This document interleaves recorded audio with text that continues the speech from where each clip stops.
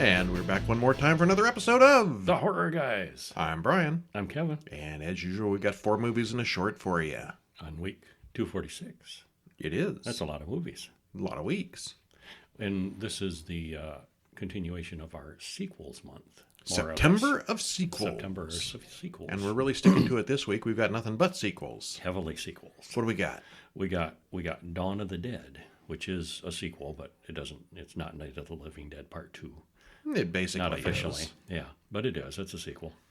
And Child's Play 2 and Subspecies 2. Bloodstone 2, a Nightmare on Elm Street 4, The Dream Master, Children of the Corn 2, and the final, in the Robocop 2. Those are the bonus films. Yeah. Yeah. But, Okay, so we're going to... Sequels everywhere. Everywhere you look, there's more sequels popping up. It's cheaper to make a part 2 than it is to make a part 1. Well, the first one made money, so they go for it. But I think that's the case a lot of times, saying, oh, that first one made money. People must want more. We keep making more. Yeah, see, out of this batch here, Child's Play 2 was probably not as good as Child's Play 1. Oh, it was mighty good. It was good. Children of the Corn 2, The Final Sacrifice, it was pure garbage. That was awful. Yeah. Robocop 2, not as good as Part 1 either. Yeah. Not by a long shot. It lacked a lot of things, yeah. So of these, I think the successes for sequels were Dawn of the Dead, Child's Play 2, and Subspecies 2. Nightmare on Elm Street 4. It was fine. Yeah. I have never been blown away with Nightmare on Elm Street. Oh. They're fine, but I'm not a big fan. If another one came out, we'd watch it because we had to, not because I wanted to. Because you have to complete the whole set. Of the bunch, which did you think was probably the best? Dawn of the Dead, by far. Of these. Keeping in mind this is the batch. old Dawn of the Dead, not the remake. Yeah. Okay. Of these. But I actually liked the Dawn of the Dead remake better than the original Dawn of the Dead. And I think most people would agree with you. At the time, the original Dawn of the Dead was super classic. Mm-hmm.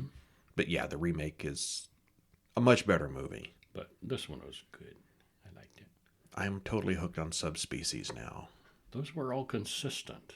They were. They're very consistent. They're very consistent. If you liked the first one, you should like them all. They don't get better. They don't get worse. Actually, the one sequel later does get a hair better, I thought.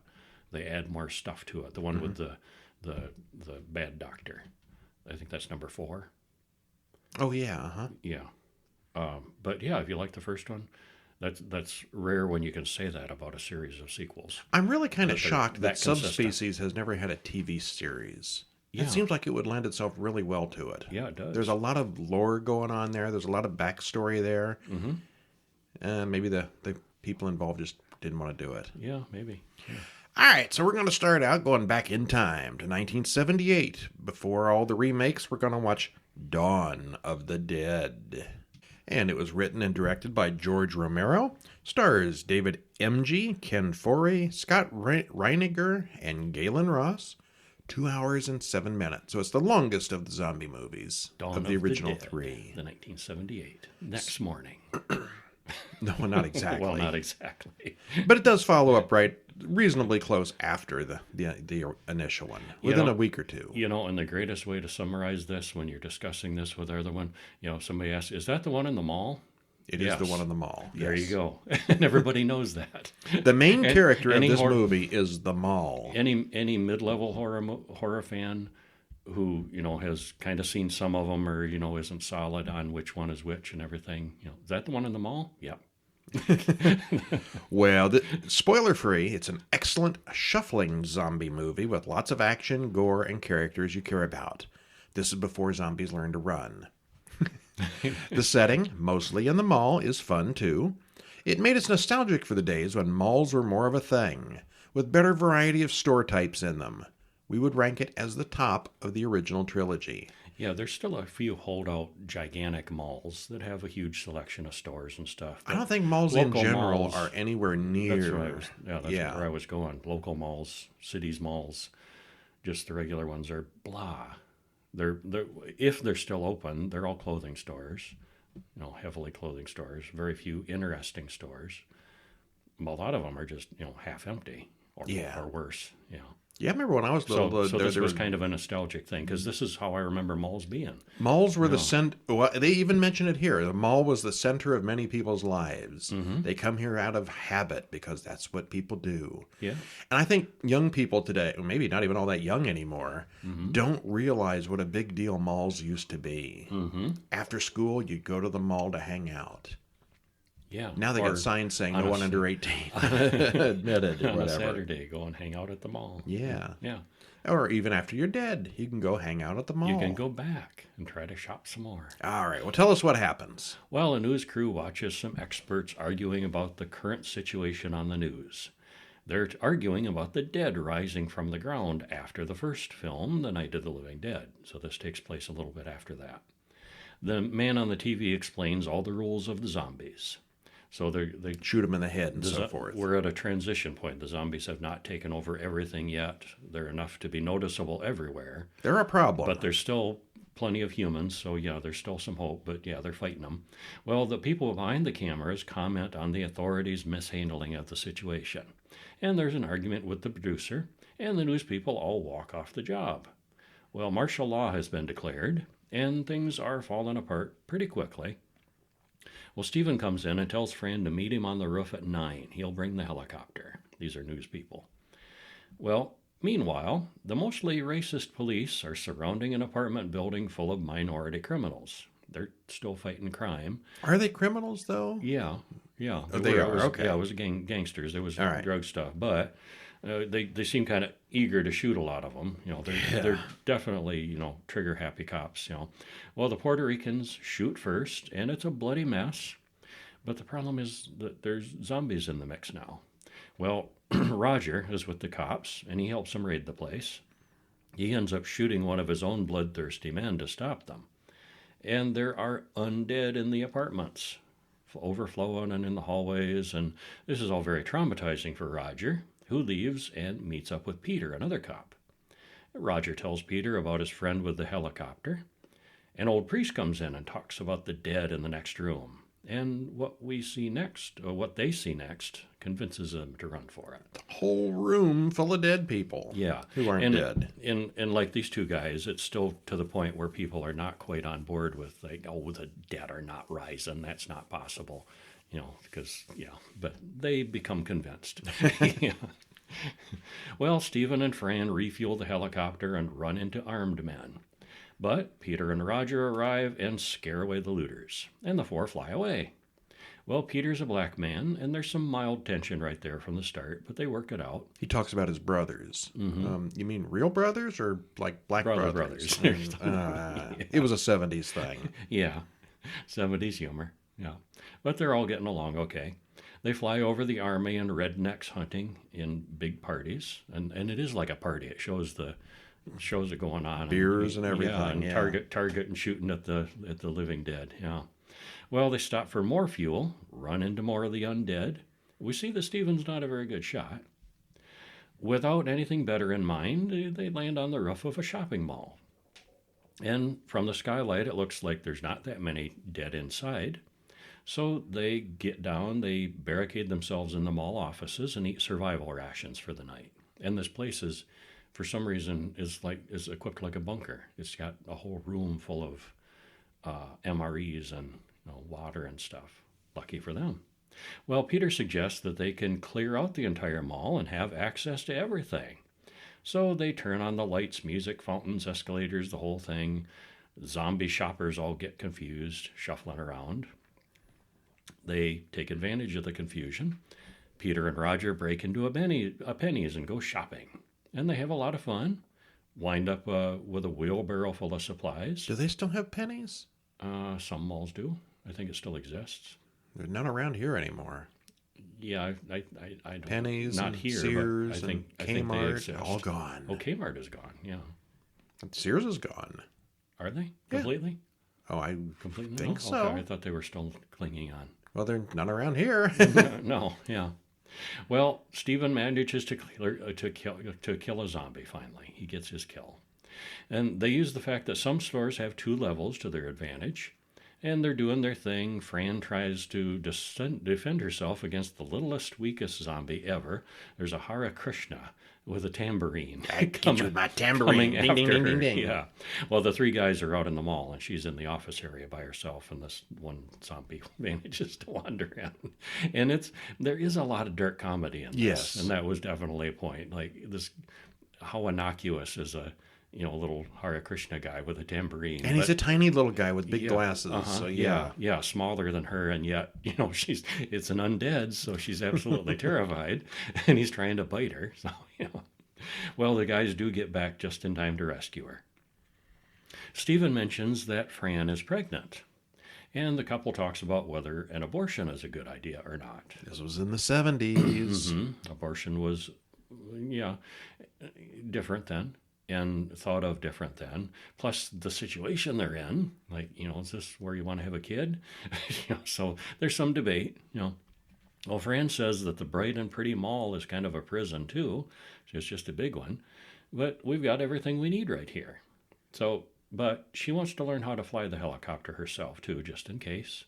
Just in case something happens to Stephen. He's the only one who knows how to fly it. So.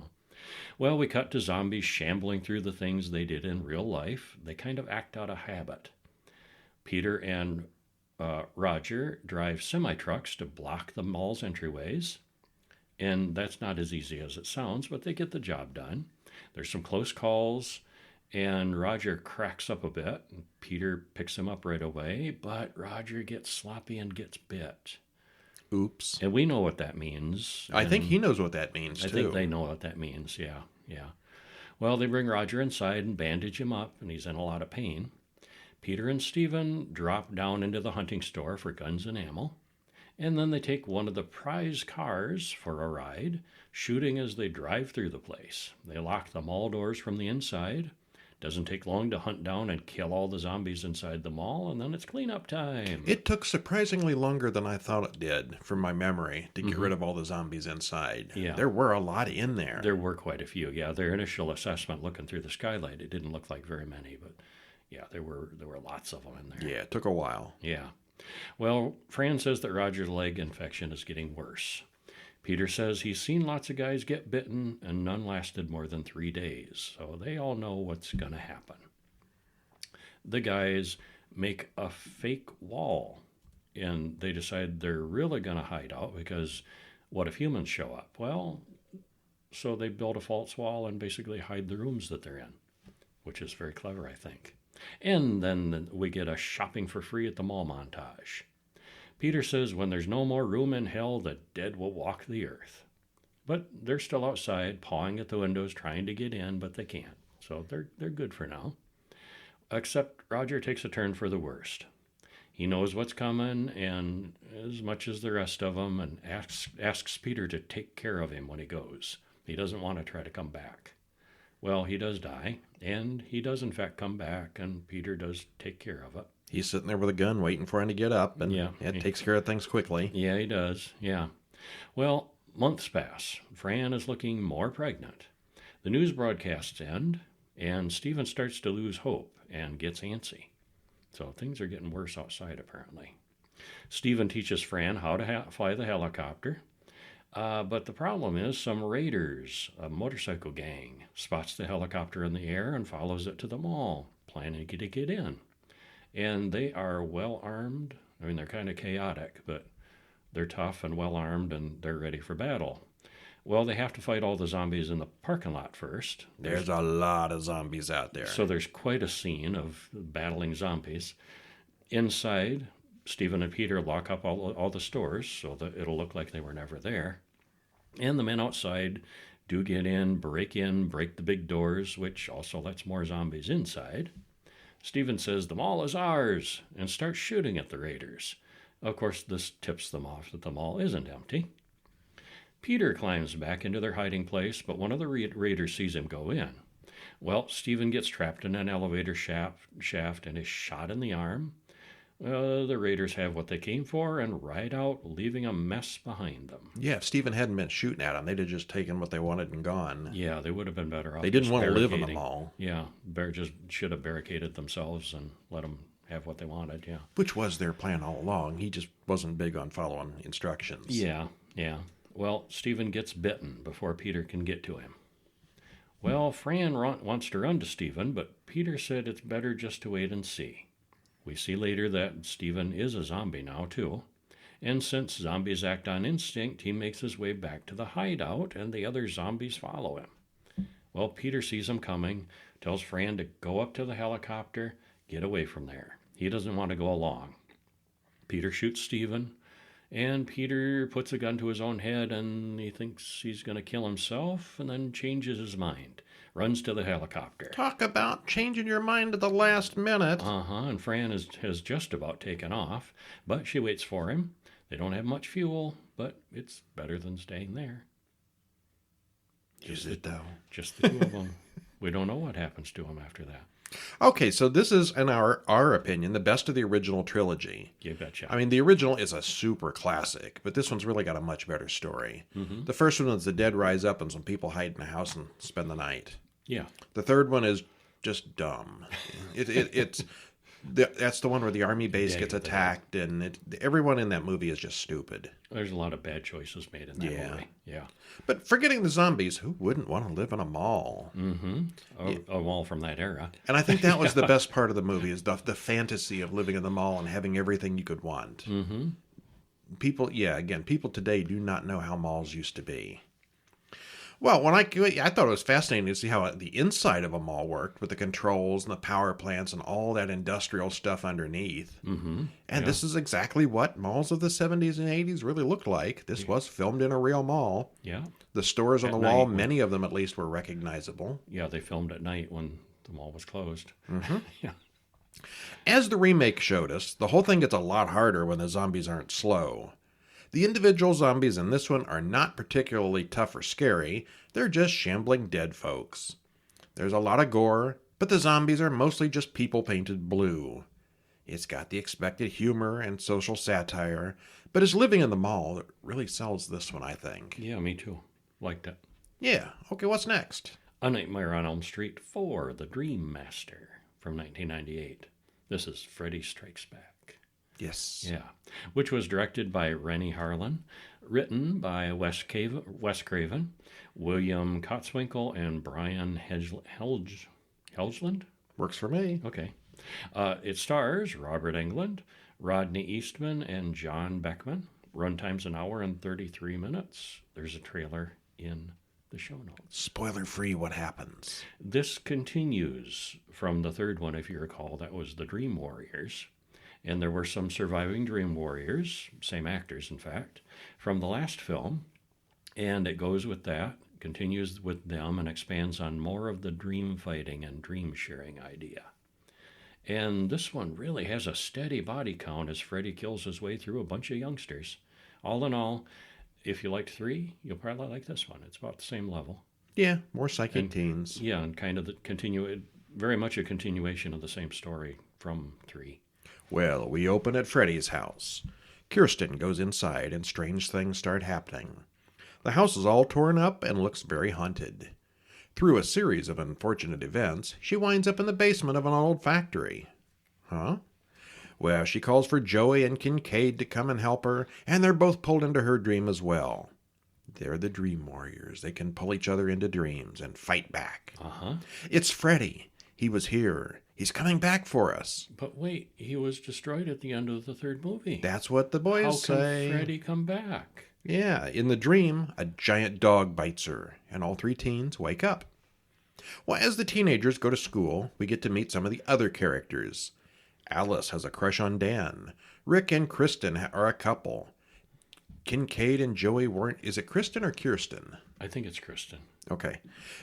Warns Kristen not to go into dreams anymore. They might just stir things up. Leave it alone. After school, we see that Alice and Rick don't have a great family life. Kincaid talks to his dog, Jason. The dog's name is Jason? Jason. Huh. There's and a tribute. Then he nods off. He wakes up in the junkyard where Freddy's bones were burned. There's a flaming earthquake, and Freddy's bones reassemble. Uh-oh. He's back, and Kincaid is dead. Joey also goes to sleep and sees a mermaid in his waterbed. Freddy jumps out, and soon it's Joey inside the waterbed. Well, Kristen goes to school and knows what happened when Kincaid and Joey don't show up.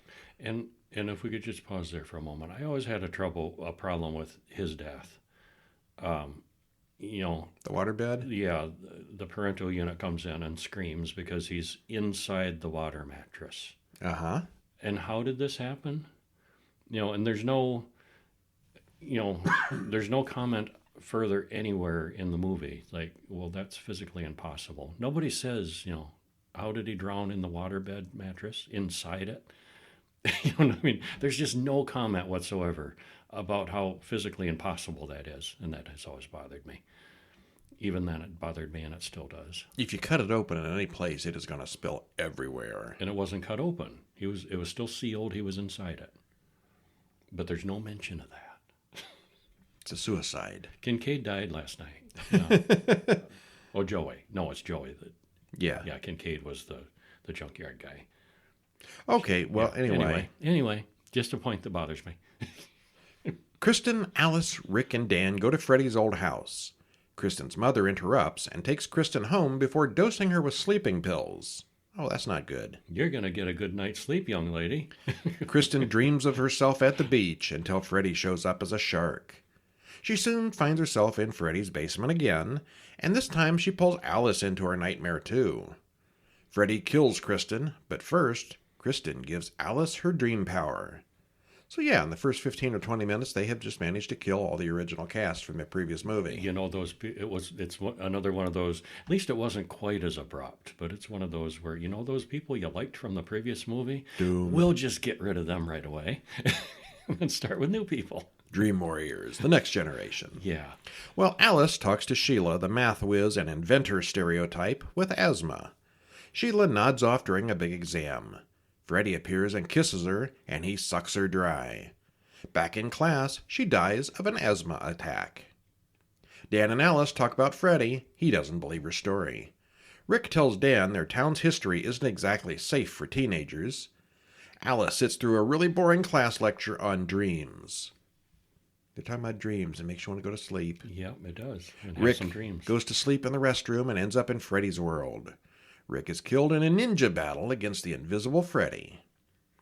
Dan and Deb try to console Alice, who's now lost everybody she knows. Almost everybody. They come to the conclusion that Alice changes a little after each of her friends' deaths. Now she can work the nunchucks just like Rick could. She becomes more powerful Hmm. each time. She needs to suck in more friends. That night, Alice and Dan go to Debbie's house, but Deb is turned into a giant bug in her dreams. Except Alice and Dan are stuck in the dreamy time loop where they can't get anywhere. Meanwhile, Freddy kills Debbie in a roach motel. Ew. Big bug. Crunchy. Mm-hmm.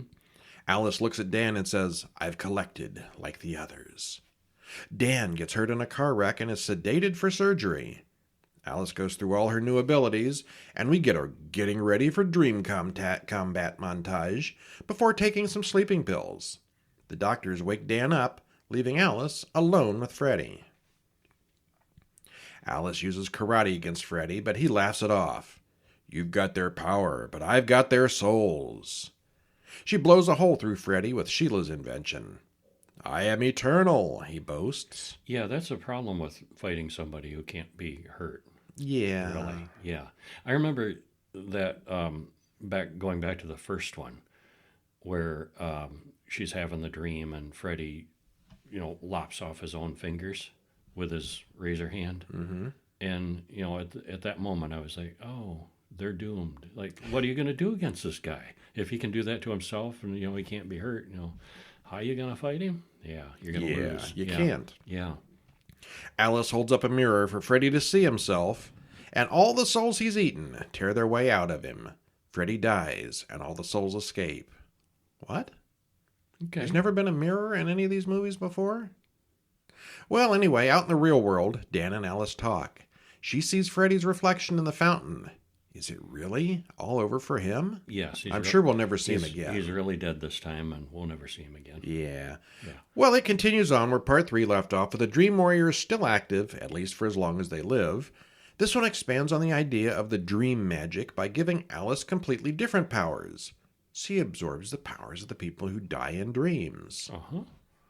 You know, after a while, she'd be more powerful than Freddy or anybody. if that kept going on. But she still couldn't kill him. Well, they really dropped like She did flies in finally this kill one. him. One dead teen after another. After all, the death is kind of integral to the plot. She needs the powers.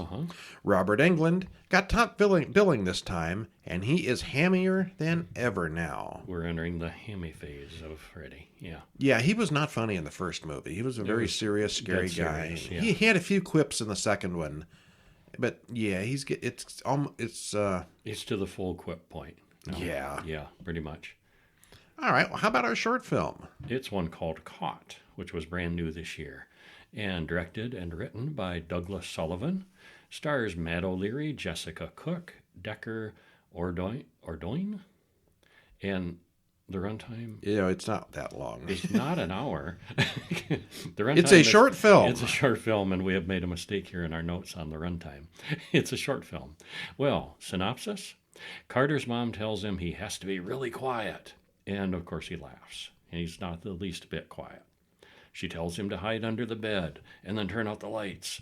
Mom's clearly not playing a game, and Dad looks really serious as well when he comes in. And then they hear growling outside the cabin. Yeah, you know there's a monster or something bad outside, and this kid won't stop giggling and talking, and you know how kids are. They never shut up. And this kid in particular seems worse than usual. Yeah, he's just really not being quiet here. Well, telling a kid to be quiet is like telling a cat to sit. It's just impossible. Pretty much. Actually, kids just make everything more difficult. If you expect you'll be living in a horror film, you probably just shouldn't have them. Well, this one proves that point, right? It's well filmed, it looks great, and has a creature you wouldn't expect.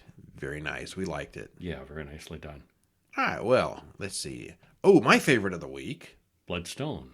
Bloodstone, Subspecies II, 1993. Directed by Ted Nicolau. Written by Charles Band and Ted Nicolau. Stars Anders Hove, Denise Duff, Kevin Spiritus, and Melanie Shatner.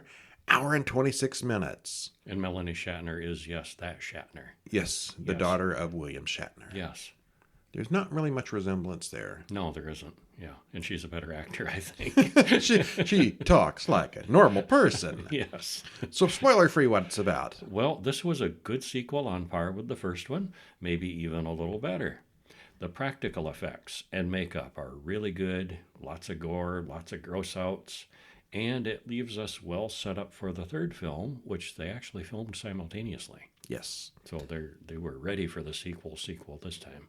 So we watched the first Subspecies, I don't know, 5 or 6 months ago, and there's a link in the show notes to watch that.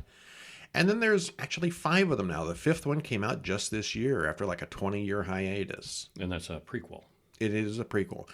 So there was Subspecies 1, 2, 3, and 4, which were regular. Then there was a spin-off thing called Vampire Journals. Not the Vampire Diaries, that's something else. Right. Which does not have Radu, the main vampire. It's about other vampires. And then there's a 5th one, which just came out actually just a couple months ago. It's on Tubi, and it is a prequel. Same guy. Same guy. And Anders Hove playing Radu. Yeah. Yeah. So anyway, He makes a good vampire. He looks he's weird. Good. He's just, yeah. Yeah, he's an odd fellow, and he looks good at he's good at this role. Yeah. Like it. We get a quick voiceover recapping the first film. Radu bit the girl, but ended up getting staked in the end and decapitated. Well, we zoom in on Radu's head, but his little demon friends drag it over to his body, and then they pull the stake out. It's good to have little demon friends. His head grows tendrils, like in the thing, and it connects to his body. He stands up, looking pretty healthy, considering. I wouldn't say he looks good, but... Yeah, he's standing. He then opens his brother Stefan's coffin and stakes him to take the Bloodstone. The sun comes up before he can stake Michelle, though. And Michelle is the girl vampire that he bit at the end of the first movie. Radu is hard to kill. Yeah. He is. And for those who don't recall or don't know, the Bloodstone that the fuss is all about, it's a magical, ancient artifact that vampires can sip from. The blood of saints. Yeah, and it's an infinite supply of blood that'll sustain them without having to kill people. And it also can give them extra juice, extra powers, extra mojo, too. So it's really coveted. Yeah, it's the thing. Yeah. Night eventually comes, and Michelle looks at what's left of Stefan. She pulls his stake out, but nothing happens. She pries the bloodstone out of his cold, dead fingers and then hides before Radu can show up. When he does, he's not happy. Why didn't he just take the bloodstone with him the previous night? It seems like he could have grabbed it quick. Yeah. I mean, he was in a hurry. Yeah, he was. Still, it was right there. Just grab it and take it with you. Michelle runs back to her cabin and gets clothes and a passport. Remember, she was human yesterday. Mm-hmm. She can only barely see her reflection in the mirror, so something's not good there. Yeah, that's a problem. She then runs to the train station and boards one of the trains, and we see that Radu is not far behind. She gets off in Bucharest, where she calls Becky, her sister, back home, who has no idea what's going on, but agrees to come and help. Radu goes to see his mother. He killed his father in the previous movie. Mm-hmm. And his mother looks like the crypt keeper. Very much so. His Yeah. mummy, His as he mummy. calls her. Yeah. And yes, she does look like a mummy. Yeah, she looks about 1,000 years old. Yeah. Well, he gives her a dagger with his It's been a father's... rough life. Yeah. Yeah. He gives her a dagger with his father's blood on it, and she's pleased until he admits that he's lost the Bloodstone. She does a spell and gives him instructions on how to be victorious. Michelle wakes up she's a bit of a witch. Mm-hmm. She's not a vampire. Magic powers. Yeah. Michelle wakes up at sunrise and has to hide in the motel's bathroom to avoid the sunlight. Housekeeping comes in and opens the window wide before getting to work. They find what looks like a dead woman in the bathtub. Yeah, and apparently she is. She's unresponsive and looks dead. Vampires are? Well, that's inconsistent in this series. It Sometimes is. they're dead in the daytime. Sometimes they're just lazy. It is inconsistent, yeah. And sometimes, like Radu, it can be, sometimes they can be up and about in the day as long as they stay out of the sun. So Maybe it's because she's new. They're a little inconsistent. She's dead tired. Yeah. Well, the police inspector arrives and immediately notices the bite mark on her legs. They carry her away. Yeah, people in this series keep looking at the neck for blood wounds. Mm-hmm. And you can be bit other places. Yeah, you can. And they do in this series. Uh-huh. Yeah. They carry her away in a body bag. And he also finds the Bloodstone. He doesn't know what it is. But she wakes up in the truck and mayhem ensues. She breaks into an antique shop and finds a glass coffin to sleep in. I guess this antique shop is closed because she spends quite a bit of time there. She spends the day there, yeah. Sometime the next day, Becky, Michelle's sister, arrives. She goes to the hotel, and the police come to tell her that her sister was found unconscious and then vanished. Lieutenant Marin and Mel from the embassy come to question her. They give her the stone, but she doesn't know what it is. Night falls, and Michelle starts stalking a man. She follows him to a loud goth dance club. She sprouts fangs, but can't bring herself to bite the guy. But she's really thirsty. She goes back to her glass coffin and cries herself to sleep. Becky and Mel go to interview an old professor, Popescu, about Michelle's research project. They investigate an old vampire legend. They show him the Bloodstone, but he says he doesn't know what it could be. But he does volunteer to go with them to the monastery where Michelle and her friends were last seen. They go to the legendary home of the King of Vampires. The descendants of old Count Vladislav still owns the castle and grounds, but he doesn't remember their names. They find a fresh grave dug outside. Popescu leads them down into the basement of the castle. He knows a way in. Mm-hmm. Mel, who builds a castle with a back door?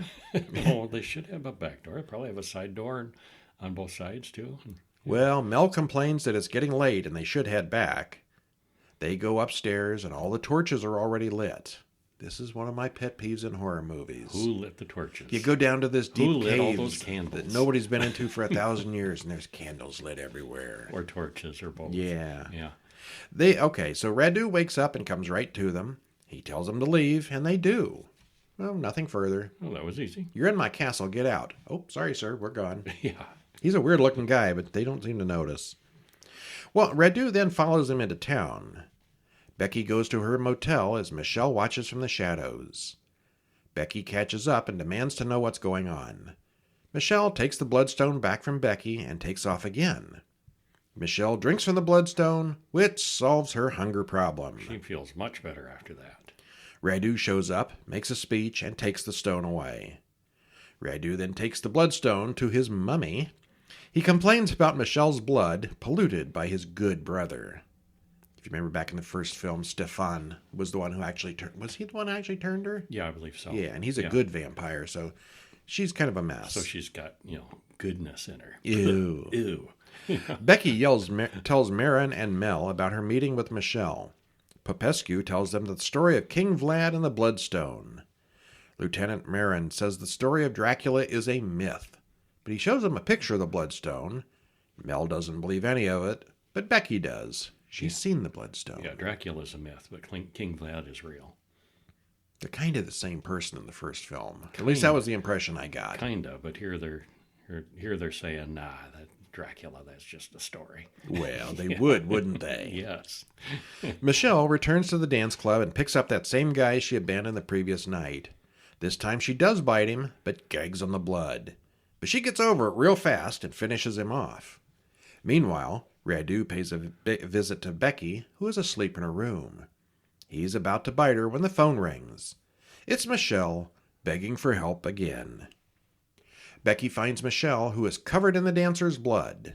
It's about dawn, and Radu shows up.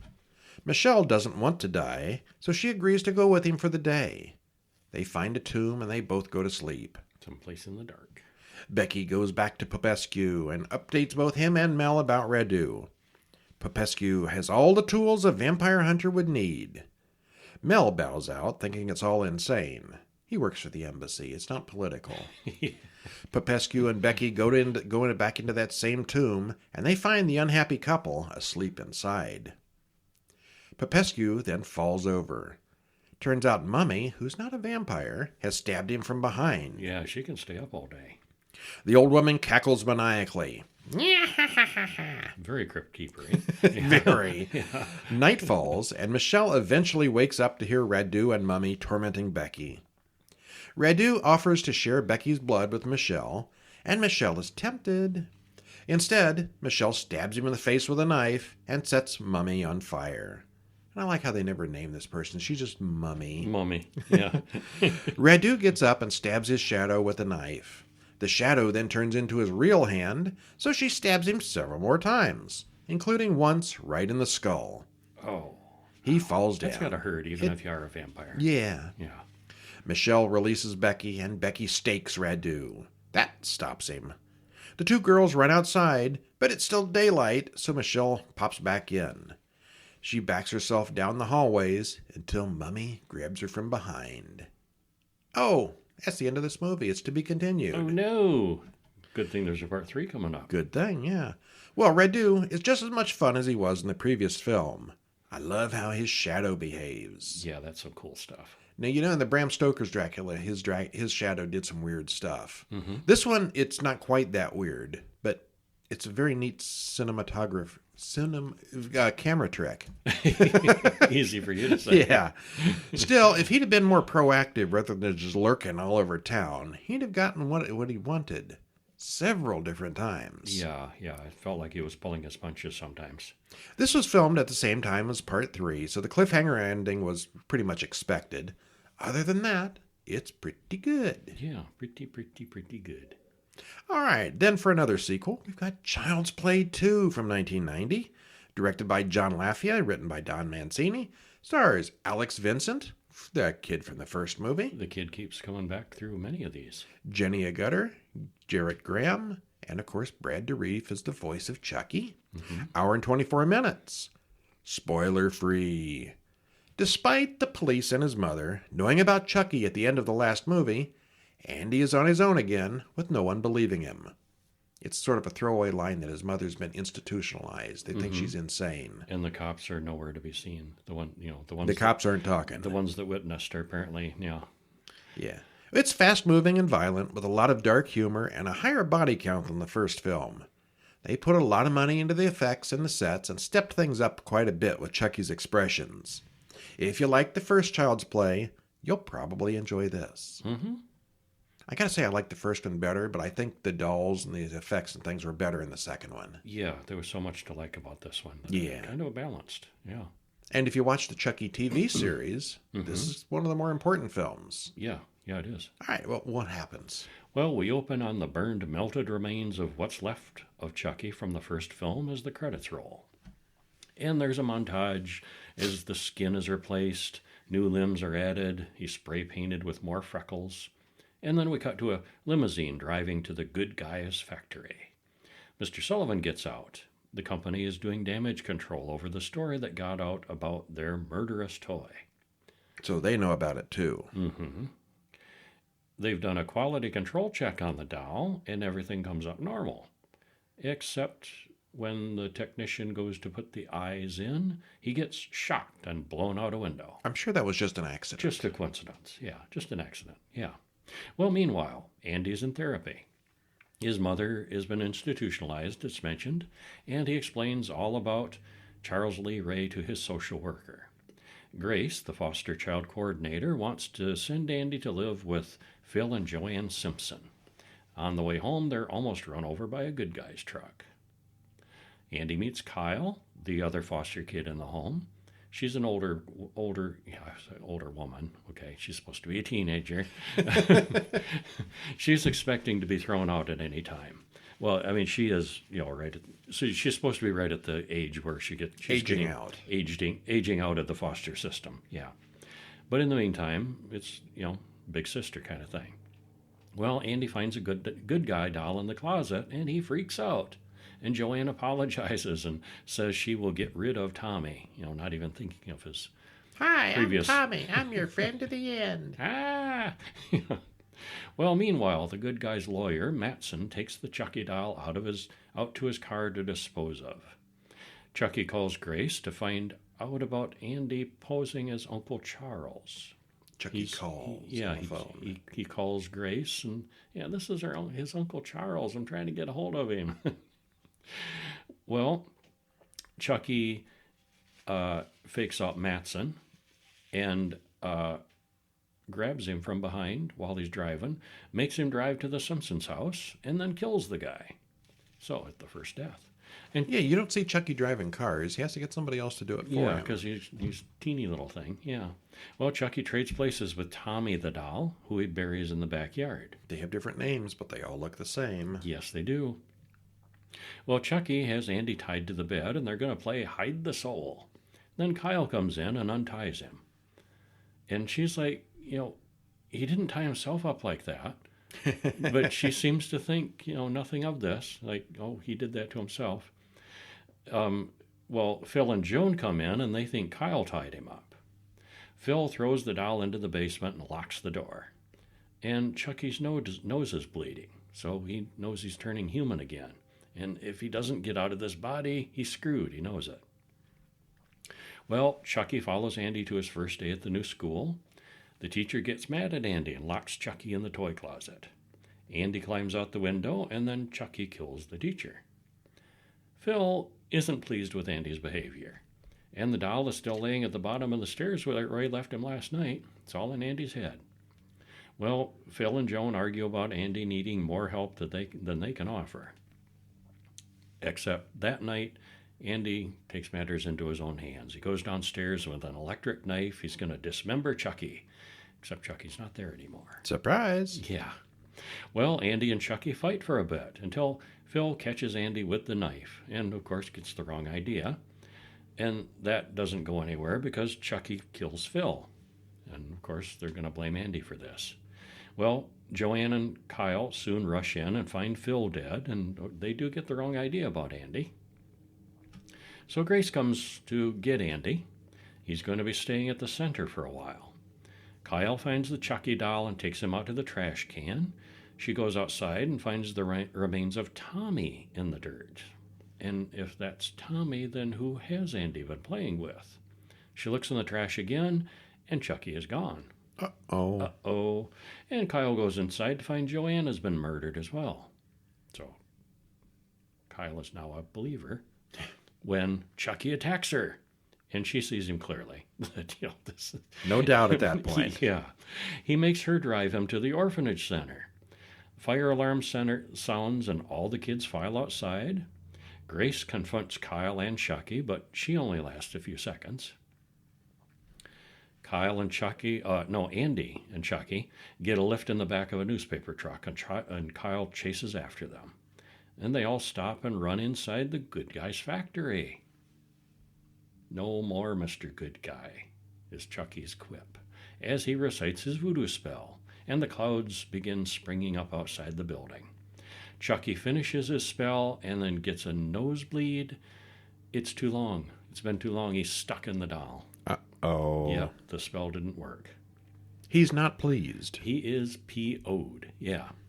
Well, Kyle interrupts Chucky simply killing Andy, and they run through the maze of good guy boxes, which is, it's actually an amusing Who would arrangement. lay out a warehouse like that? It's a warehouse full of dolls, and it literally is like a maze. Yeah. Which is good for the drama. Eventually, they come to the factory portion of the building. Chucky chases them and loses a hand, which he replaces with a knife. Kyle notices the machine that melts down the defective dolls. The technician arrives to fix one of the machines, and Chucky ensures that the man gets a new set of plastic eyes. Ow. Yeah, that looked painful. Ouch. Chucky winds up in a furnace. "Andy, I was only playing." And then he comes out of the machine and he looks like a reject from The Thing. He's a mess. Except he didn't die. He cut off his own legs to avoid the machine. He attacks Andy one more time, but Andy dumps acid all over him. And there's nothing left of Chucky this time but a lump of melted plastic. Except even now he tries to get Kyle, who shoves an air hose into Chucky's mouth until he explodes. And then Kyle and Andy head home, wherever that is. Wow. Well, Chucky's face is much more expressive this time than in the previous film. There's a lot less explanation and development here, and a lot more killing. Chucky is a lot funnier in this one than in the original film. Again, just like we were talking about with Freddy, he wasn't that funny in the first. There was comedy in the first one, but not a crazy amount. Mm-hmm, but it's another one where they make that progression. Now, here's the thing. With Freddy, I thought Freddy was annoying. As the movies kept going, he got funnier and funnier. He got stupid, I thought. Mm-hmm. Chucky, it gets funnier and funnier and just becomes a straight-up comedy in the later movies. Yes. And I think that works really well. Lots of dark humor. Yes. Yeah. I think it works better than for Freddy. Yeah. But it's not as original as the first one, but it is still quite good. And that's all ones we're going to read to you this week. But if you'd like to read our review of Children of the Corn 2, The Final Sacrifice from 1993, which takes place right after the first movie, we try to explain some things, but we thought it was pretty awful. Yeah, they try to explain the lore and stuff. And it's funny with the... Okay, so the authorities and everybody descends on this town where there's nothing but children left and all the adults are dead. And half of the people seem to think, oh, the kids did this. Oh, well, we'll load them up on a bus and send them to foster homes and everything, and because they were just innocent kids. And half of them are like, oh, my God, these children are murderers. And they still load them up onto buses and just kind of send them to foster homes and stuff. And, yeah, it's like there's no, I guess, they're just innocent children or something. I don't know. It's weird the way they handle it, but yeah. Anyway. And then there was Robocop 2, the sequel to the Robocop 1, which was all right. It continued the first one. They designed a brand new version of Robocop, which consists of the brain of a drug dealer inside a giant robot, and he's fueled by magic drugs. What could go wrong? Yeah, this one had a lot of dumbness to it. Stars Peter Weller again, and you see his face a lot more in this one. Yes, you do. In his contract, I think. Mm-hmm. All right. It was all right. It was all right. If you liked it, it was fine. It's better than Robocop 3, but it's no Robocop 1. Yeah. And, you can read both of those other reviews at horrorbulletin.com. And while you're there, sign up for the newsletter. It's once a week. It's free, and it's nothing but the reviews. And that's it for this week. I bet next week we're going to watch some more movies and talk about them, aren't we? We are. Probably a lot more sequels is my guess. Join us then. I'm Brian. And I'm Kevin. And we'll see you next week. See ya.